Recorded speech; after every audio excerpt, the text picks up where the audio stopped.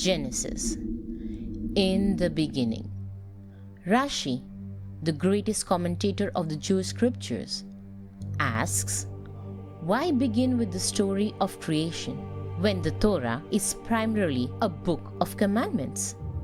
It should have started with the first commandment given to Israel in Exodus. This month shall be for you the first of the months.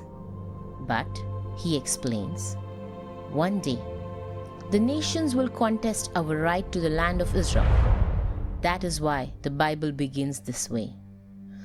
The world belongs to the one who created it, and he gives his land to the people he chooses to do so. We now enter the densest section of the Bible, the book of Genesis, also called Bereshit in Hebrew.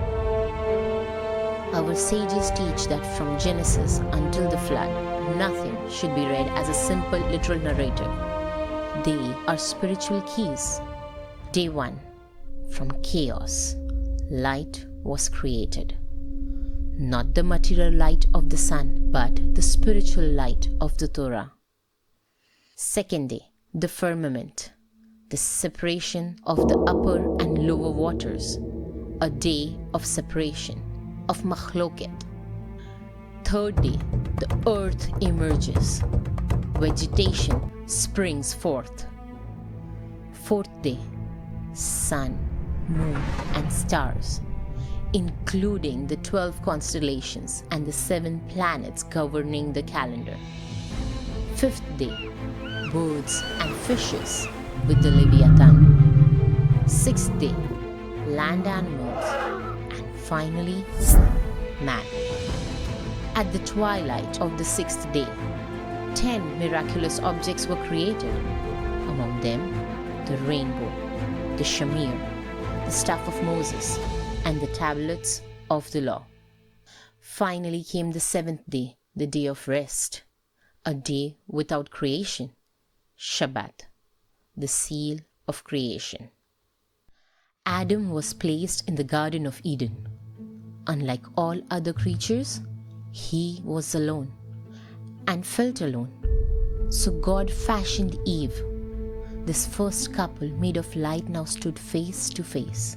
They were free, except for one prohibition, not to eat from the tree of knowledge of good and evil, which stood at the center of the garden along with the tree of life. But the serpent, the accusing angel, enticed Eve. She tasted, then gave to Adam. Their eyes were opened. They discovered their nakedness, felt shame, and fashioned coverings.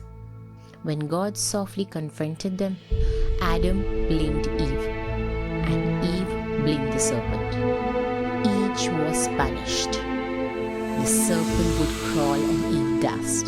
The woman would bear children in pain, and man would toil the earth. They were expelled from Eden. Adam and Eve had children. The firstborn, Cain, was born with a twin sister and chose to work the land. Abel, born after him with 2 twin sisters, became a shepherd.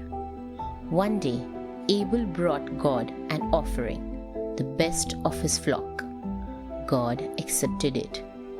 Cain imitated him but offered something mediocre, flax seeds, and God rejected it. Jealousy consumed Cain. He quarreled with his brother and ultimately killed him. Then God asked, "Where is your brother Abel?" Cain answered, "Am I my brother's keeper?" God replied, "The voice of your brother's blood cries out to me from the ground." Cain, shaken but unbroken, only half repented, doomed to wander, marked with a sign so he would not be killed. He departed with his descendants. Adam fathered Seth, the ancestor of the righteous. 10 generations passed until Noah, the righteous men who would save the world. Genesis is not merely a story of origins. It is a question. What do we do with freedom and with the world entrusted to our hands? The Leviathan, the Shamir, the constellations, so many mysteries. Tell me, which subject would you like to explore in a future video? Subscribe and comment.